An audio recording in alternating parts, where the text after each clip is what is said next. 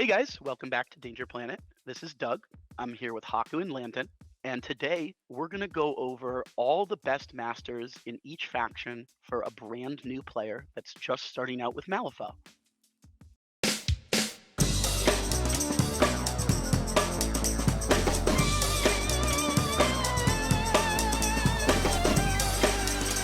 Hey guys, welcome back to Danger Planet.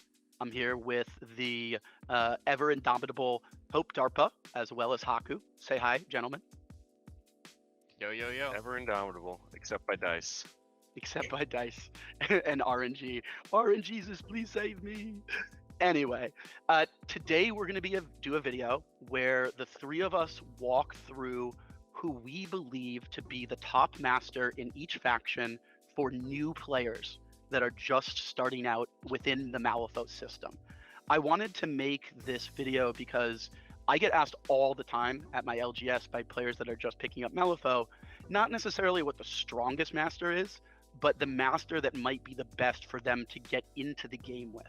So today we're going to be talking about masters primarily that can show you really good examples of core gameplay mechanics or core things to the Malifaux 3rd edition system that you're going to see on a reoccurring basis across the board.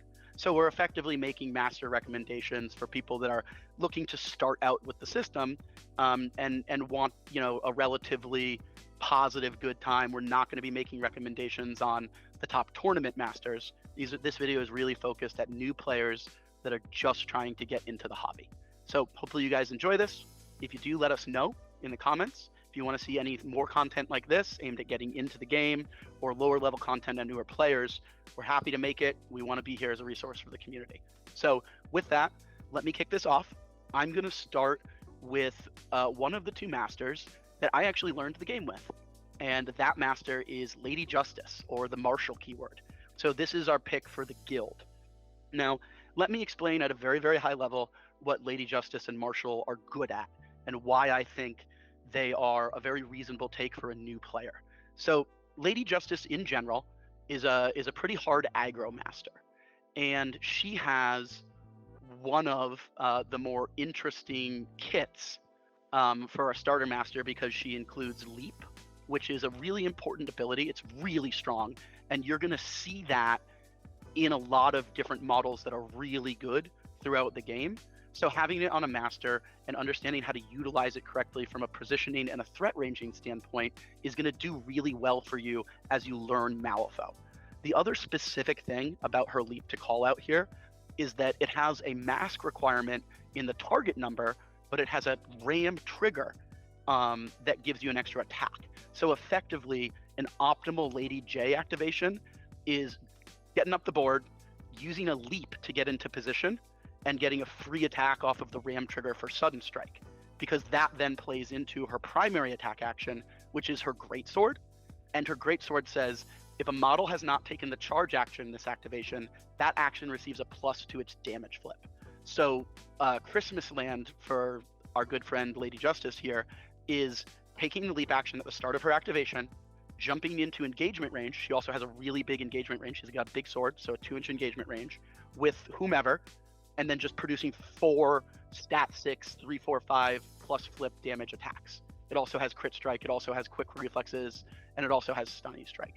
Now, there are a lot of other elements to Lady J's card, but those are the ones that I really wanted to focus on from a mechanics standpoint that I think are really valuable for newer players to understand and play with. I think that's about what I've got on Lady J. The next one I want to talk about is actually my pick for the Neverborn master that I think would be probably one of the better masters to pick up for, again, a newer player. We're focusing on straightforwardness of gameplay, general power level of the initial plan, and the ability to kind of get your feet wet and learn the mechanics of the game. So with that, my pick is actually going to be Nekema and the Nephilim keyword. I have a little bit of a similar train of thought here as to why I suggested Lady J out of the guild, but let me explain a little bit more. So Nekema's crew, especially Nekema 1, right? This is the Nekema I'm talking about, Nekema 1, her OG form, is all about understanding both offensive and defensive threat ranging. She has the ability to get into combat very quickly. And she brings with her mature Nephilim, which are some of the best fighters in the game before, when the game dropped, mature Nephilim were the thing to kill everything. Over time, they've gotten maybe a little less crazy, but they're still very powerful. And the entire crew that are going to be doing a lot of the damage has the flight mechanic. And the flight mechanic, again, just like the leap mechanic, is something that's really important to understand in Malifaux in general. So again, having that ability stapled to an aggro master that's fairly straightforward is going to give you a lot of reps with that mechanic. That flight mechanic also happens to be on mature Nephilim, which are her two big beaters. Oftentimes you're going to see 1 to 2 mature Nephilim being taken in her list, and Nekama and her two homies are going to shoot up the board, sometimes dropping Hinamatsu off at school and just absolutely schmagling people. That's her primary game plan. So again, a fairly easy to follow primary game plan, and one that focuses on a core element of what the game asks you to understand and be good at, which is managing threat ranging, specifically via flight. Now, the last other thing I want to call out here for Nekama is pulses and or auras, right? So she has an ability called Black Blood, which is her kind of one of her innate cruise abilities. And effectively what it means is after this model suffers damage from either an action or a trigger, every model within Pulse 1 takes a damage. Models that have Black Blood ignore this ability, but it allows you to play with and understand pulses. And then she also has Enraged by Insolence, which is an aura that can come into handy a lot. So because she has those, and she also has Teach Them Fear as well, which is again another aura.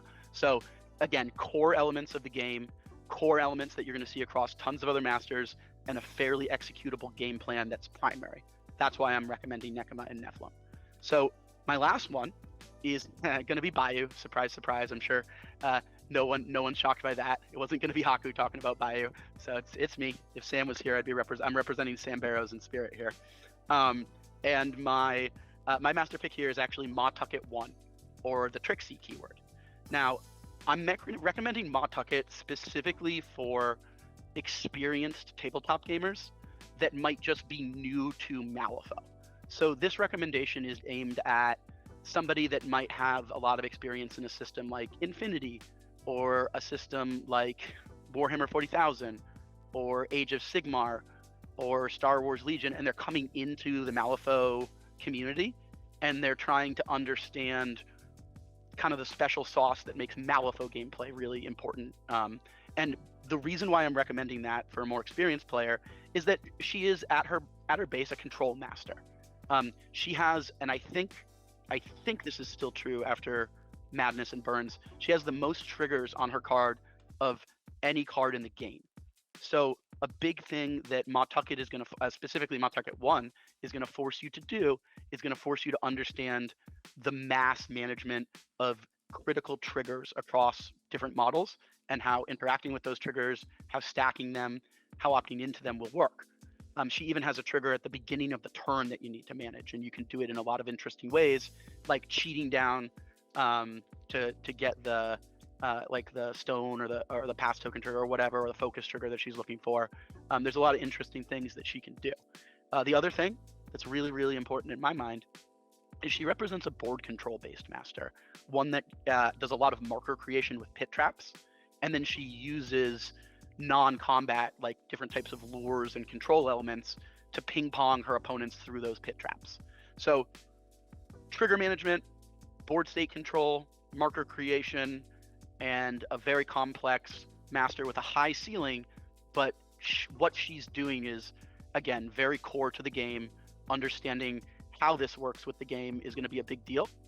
So that's my recommendation on why I think Lady Justice for Guild, Never Born for Nekama, and quite frankly, the best girl, Mawtucket, for Bayou.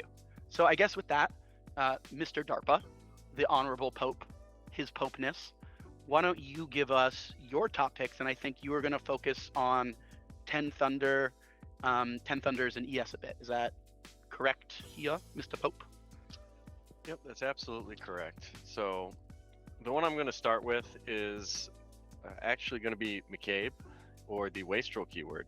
And the reason why I like the Wastrel keyword a lot is that the Wasteful Keyword, while being in two different factions, 10 Thunders and Explorers, offers a fairly basic range of models as far as, you know, special rules and things you have to consider in mind. But they also are one of the very few upgrade masters in the game, where you're attaching these new rules to your models in the middle of the game to enhance their abilities and give them some buffs. And so that applies to a bunch of different factions as far as the concept of upgrade masters, but I think McCabe's one of the simpler ones out there. Essentially, he's using them to give one rule and then fast, and then a last rule to give the upgrade to someone else. And so his basic gameplay is he's creating these upgrades, he's using his horse to go places very quickly, and the rest of his crew is very what we call scheme oriented, which refers to a model or crew's ability to score points in the game. So he, unlike the masters that Doug was recommending, is far more focused on making sure you score all 8 of your points and trying to execute a game plan that revolves around not killing, but being a little trickier and making sure that, you know, you get to the end zone. So it's a bit of a different strokes than the other ones we've talked about and the other ones that I'm going to talk about later. But a lot of their models have relatively straightforward abilities. Some of them have triggers, but you'll get stuff like leap, which is not a challenging action to understand.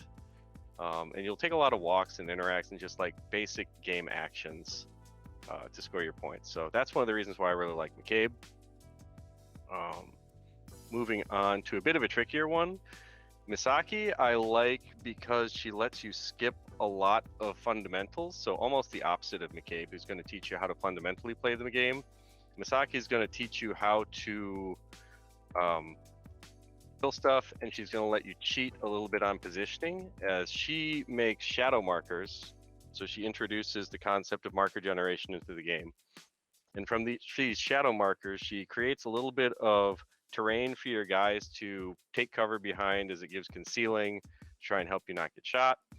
But it also lets her unbury in various different positions in order to pop out and kill people. And so the more you play with Misaki, the more you'll start to understand which positions are important at different parts of the game, as you naturally just unbury your master to wherever it needs to be. So you skip the step where you have to try and figure out how you're supposed to position your master over the course of the game, and just get straight to the analysis of where is the best place for my master to be right now. So you get some interesting shortcuts to kind of like the higher level idea of the game on this cool ninja looking girl. So that's one of the reasons are also dope. Yeah, exactly. You get, it's the one of, in my opinion, the best sells for the 10 Thunder faction. You know, you get the cool ninja models, and you know, maybe some of the other models meet your aesthetic needs for the, you know, Asian ninja faction. Maybe they don't, but this is what you're getting on the box, you know. Yeah, I think that's a great point. You got one more? What do you got? Right, and so my last one is going to be back into Explorers. It's Apex. I mean, who doesn't love Cyborg Teddy Roosevelt? You get a big gun, you shoot people and they die, right? And you also get a giant Tyrannosaurus Rex. Now, if that isn't a cool enough model to get you started on this game, I don't know what else we can sell you, to be honest. Like, he's such a good boy, the giant T-Rex. And if you're trying to start up your local meta, someone walks by your table, they see the giant T-Rex, they're like, holy crap, what is that model? And they walk over and they start looking. So it's good if you're trying to just build your meta too. I actually think you bring up a great point there, Pope. And it's one of the selling points of Malifaux that I've literally had people tell me that I didn't quite think about, which was it is a very specific aesthetic. And I think some people strongly gravitate to the aesthetic, whereas sometimes others' reactions might be kind of just interest and curiosity. You know, kind of like, oh man, I've never seen a Malosaurus type model before, or like Judd and Honey from the new expansion is quite a specific model, or like the entire angular keyword, for example, or something. I think they do a good job giving a really specific kind of like tone that is really fun. Yeah, exactly. So I think the Malosaurus captures a very good essence of the fun modeling that this game creates. So that's one of the reasons why I'm going to recommend Apex, but it's not the whole reason, right? Mechanically, he's a very straightforward idea as far as what you want to do. You want to pick a guy, and during the start phase, you pick that guy, and then you kill that guy with your big the elephant rifle, 950 Nitro Express rifle. So you take your big gun, you shoot people, and they have a mechanic for positive and negative flips that every model in the keyword has, as far as I can recall, where you can essentially trade a positive flip on either your attack or your damage for a negative flip on the other one. So it gets the idea of positive and negative flips into the game on a not too complicated model, with great aesthetics, you know. He also has 2 dogs, you know, if you like dogs. 3 dogs I also to think pick up the another dinosaur. I also think another good call out is in this crew specifically, out of activation push movement to enable fire lanes for Lord Cooper via the dogs. It's like a big core part of how you can move Cooper around the map or get him to disengage from melee, because Cooper can't normally take the disengage action. So it teaches you a lot of like, I've got your back style nonsense. Obviously that's not exactly what they're doing, but they do get to point at Cooper and say, take a shimmy slide to the left or right out of combat, and why don't you nitro rifle that enforcer off the board in one shot, you know? That's a really good point, because I think the other crews we've discussed to this point don't have a lot of that out of activation movement to try and play with engagement ranges and all of that. So that's an excellent call out as to why I think this is also another good choice for a starter keyword. Yeah, I think the only other one that we've talked about, that, and that's my bad, is Ma Tucket has a decent amount of that, and she generally is using that out of activation movement instead of on friendlies like in Cooper's, because to like shimmy slide Cooper around and use his rifle, she's generally opponents to walk into pit traps with that, so sure. she can do, like, you know. So all right, anything else before we move to his honorable Haku-ness? No, I think that's about it. All right, perfect. Thank you, the Pope. Great as always. Mr. Haku, where would you like to start? Let's just kick it off with what I'm known for, I guess. I'm going to do the easy recommendation for Arctinus, which is going to be Hoffman. I've used Hoffman to get multiple people into the game, mostly because I think he's just a really solid master and crew. All it really is big robots that fight each other, and you have a lot of ways of helping the big robots fight. And it's a simple game plan where it's really aggressive like some of the other ones. As you notice, it's kind of a theme to start off with a more aggressive type master, especially for starter players, because learning schemes and strats generally takes a little while. And Hoffman is really good at being able to branch out once you know like what his core crew does. You're like, oh, big peacekeeper, I can load things onto him, get him power tokens, stuff like that, and fight and kill things. So it helps you understand positive flips, resource management, card management is relatively important because there's a couple big key triggers you might have to remember. But overall, you can do pretty fine forgetting all of that. You just take your actions on your guys, and they're all very solid, statted monsters that can just do things on their own. And I feel like that's a pretty important part where just doing their base thing allows you to be able to understand the game, and then you'll be able to pick up the more how to perfect your crew later on. You know what's a good call out also is they are the only crew really we've talked about up until this point that has pretty mass spread access to both armor and shielded, which is obviously a massive mechanic in this game. I mean, most of their stuff has either armor or armor and shielded, and abilities to hand it out like candy. Well, at least the shielded part, you know? Yeah, and those are all very useful. Keeps your guys durable, allows you to stay in the game a bit longer, and not just watch your models get one shot left and right and be like, oh, I don't know how I lost. Right, and I think the thing that I like about it the most is that it's a passive ability. You don't need to focus on it as a new player. You just have armor, 1 or 2. You can manage the shielded, right? And it also teaches you how to manage shielded with armor and stacking those things so that you can take up to, down to 0 damage, which I think is another big thing. Understanding how armor and shielded stacks on damage resolution. And this crew is great for that. So yeah. I definitely agree with you. All right, what do we got next, Mr. Haku? Up next, I've got Rezzers. And my recommendation for Rezzers, interestingly enough, is going to be Seamus. He is one of those core masters where it's kind of all about them. And I think that's what a lot of people think of when they get into Malifaux. It's like, oh, the master has an extra AP. They're literally titled the master. They're going to be one of the important models. And some crews are really heavily focused around that. A lot of crews, kind of like Hoffman, aren't. The master plays a much further back, supplements the rest of his crew. But Seamus is one of those really great models where, again, really big gun. His is only a 50 caliber, but he can teleport around the map, which is huge. And managing that, managing the TNs of this crew, specifically Seamus's TNs, I think really helps teach you how to understand card management and hand management, when to flip things, when not to flip things. And plus, honestly, in Rezzers, when you have an upgrade that gives out Intuition, which allows you at the start of a model's activation to see the top 3 cards of your deck, really kind of helps you as a new player just be able to guarantee things or not be surprised by cards as much. Really helps with that RNG. And you're talking about, of course, the infamous Whisper upgrade that Seamus just is stapled to Seamus 1. Yes. Yeah. I think that's a really important call out too. And for the folks that are new to the game, so that they can understand what intuition is, effectively what's happening with the intuition trigger and what Haku is referencing here is when the model with Whisper activates, which in this case would be Seamus, the controlling player gets to look at the top 3 cards of their deck and then stack them back into any order. And the reason why that's critical for Seamus is because, much like Cooper, he's usually just doing one huge shot and trying to pick off a model. And so understanding where you need to stack either your 13, or if you're 12 or 11, or if you're lucky enough to see a red joker, you can plan around that.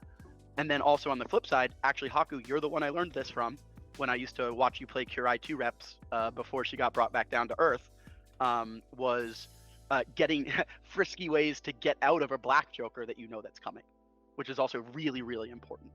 And then other than that, just being able to plan out the turn. I would say that's like why Whisper just kicks ass. Cool. Especially when your main ability is a teleportation that has a TN of 7. It's really nice to know, like, oh, I'm going to fail this. I have to cheat a card from my hand. Exactly. So if I have to cheat a card from my hand, how can I then get the shot off afterwards? Exactly. And it's interesting because, in my opinion, generally what you're doing with Seamus, especially now that he has the white rabbit and he can wear a scheme marker, is you're managing what I like to call a super scheme master versus a super kill master. And the samurai sword application of Seamus is, when does the controlling player of Seamus switch into aggro mode to try to click off a unit, and when are you going to use your turn and your AP to go score something like breakthrough or secret meetup or something like that. These are all schemes that Seamus is really, really good at. Can you put secret meetup on master? Is that non-master? I should know all of the whole Fairly these core certain he's 3 rules. non-leader. Yeah, because that would be like the best thing for him at that point. That would be the craziest. But he's also great at breakthrough. He's great at a lot of other schemes, wearing a hat. Cool. And then you got one more? What you left? Yeah. Oh, this is the best one.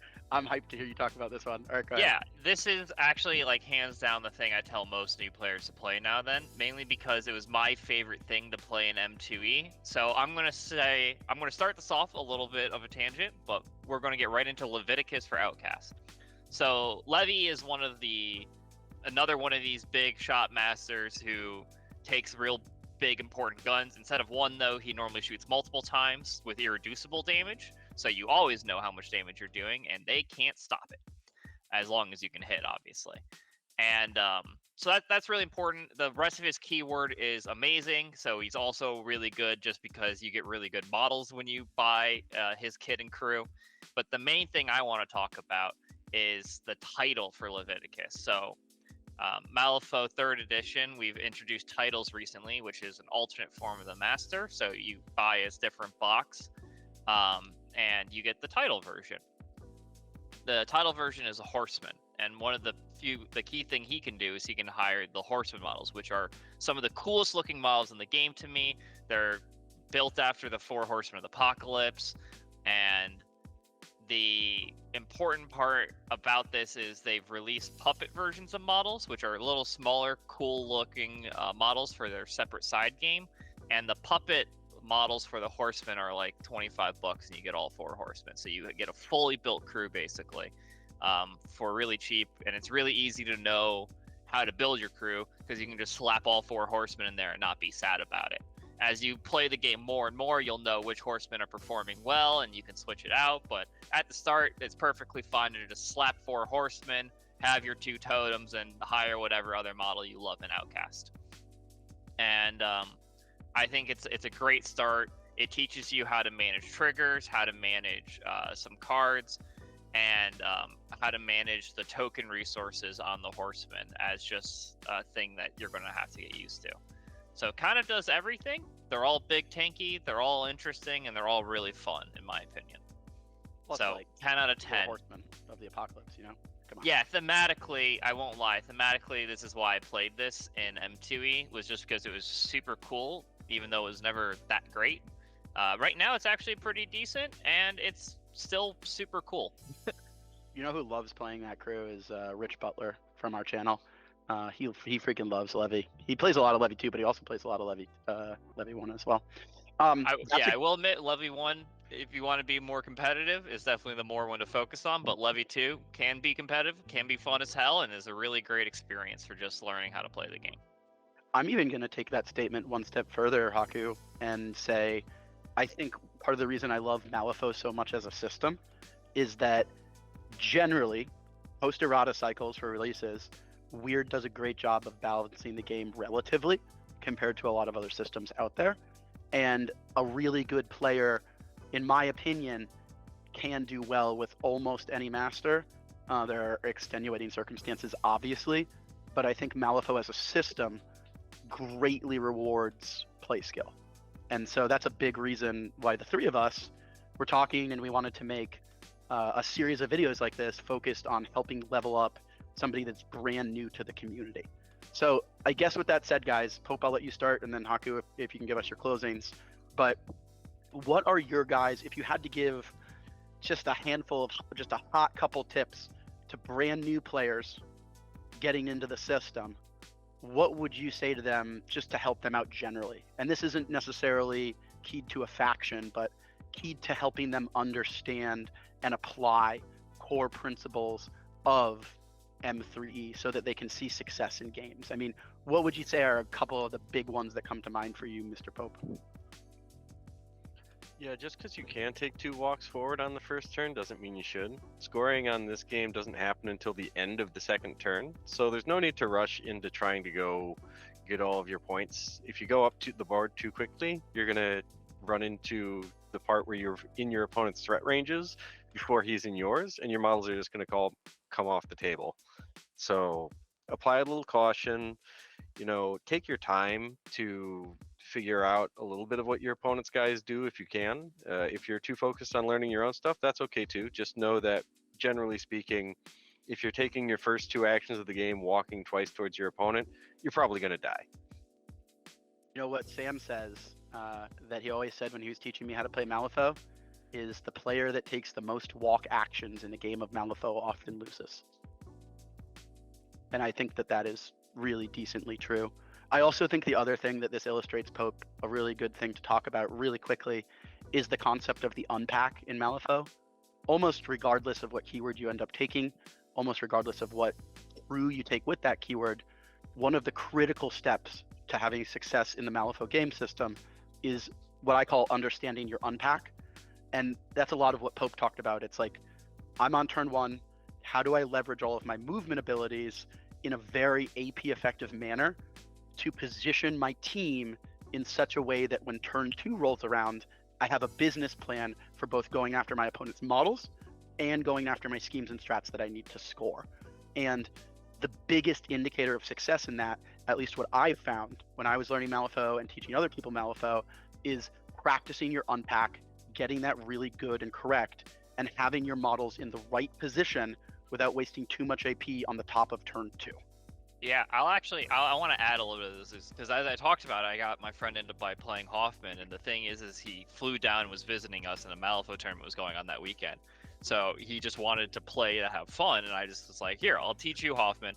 And one of the best things about it is I can teach you exactly what to do on turn 1. Some crews have almost wholly built-in unpacks.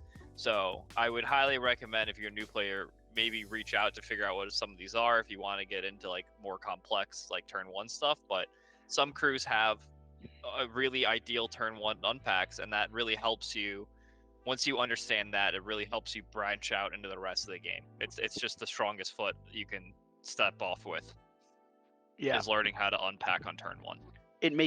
I think it's like, it's a thing that if you do correctly, will really make your game much easier, and easier for you to win, easier for you to score. And it's a thing that if you do on the other side incorrectly, oh boy, are you going to have a rough time, right? Like, that's the other thing, is like, if you don't understand your unpack in terms of what your crew is trying to do positionally, I think that is effectively setting yourself up for failure in a game of competitive Malifaux. Do you think that's fair to say?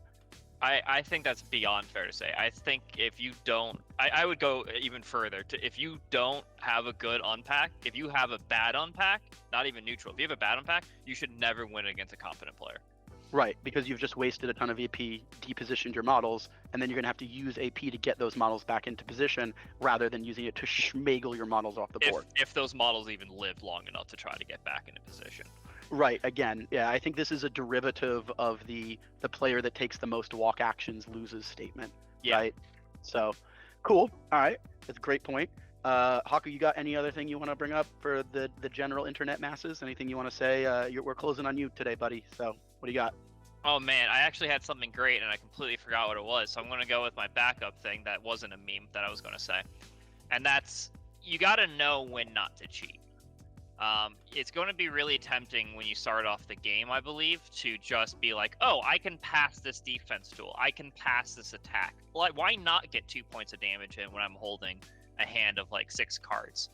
And it's a lot of the time it's because, well, it's like second, third activation of the game, and that card can be like 4 damage later, or prevent a key model from dying and then being healed back up later.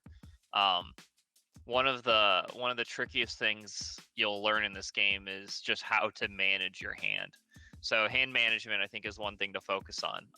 Really think like, can I just afford to lose this attack? Well, is it killing the guy? No. Is it putting him in like a danger way where next activation I can kill him with the cards in the hand I already have?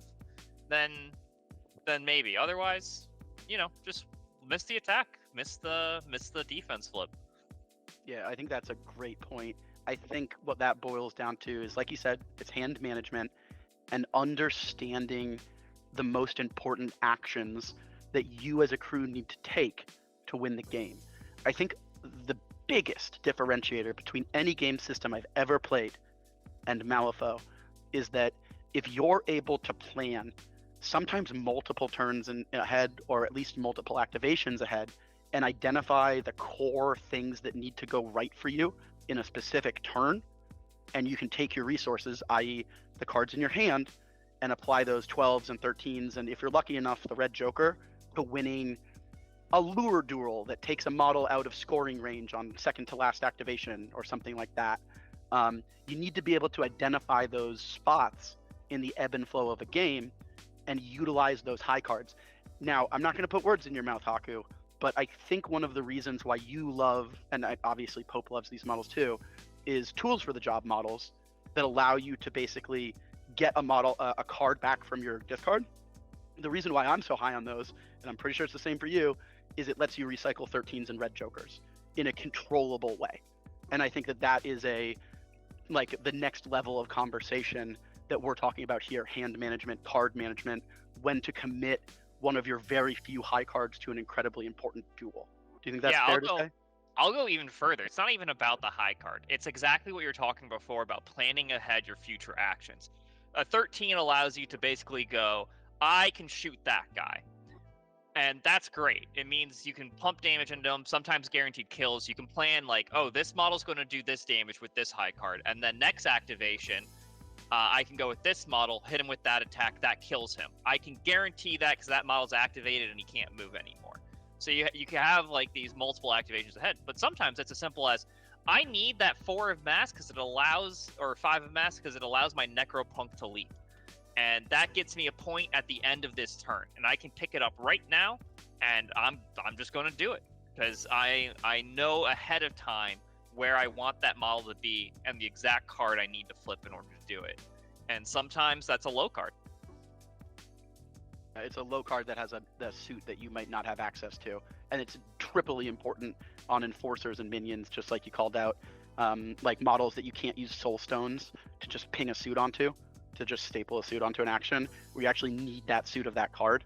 So I think that's a great call out. All right, guys. I mean, I think the internet's probably tired of listening to us talk at this point. So we'll say goodbye to everyone. We hope that you guys enjoyed this.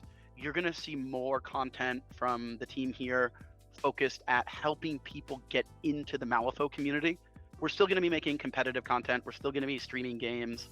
We're still going to be hearing all of Haku's bad puns and jokes and listening to the lovely docile voice of Pope Darpa. But we are going to make an effort as a channel to start to offer up resources for people that are trying to take their first steps into the Malifaux community, rather than people that like are just looking to, like, you know, 4-0 a tournament or something like that.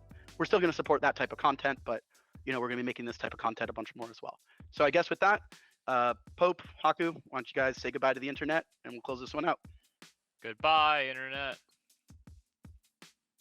Sayonara. See you guys. Have a good day. Peace.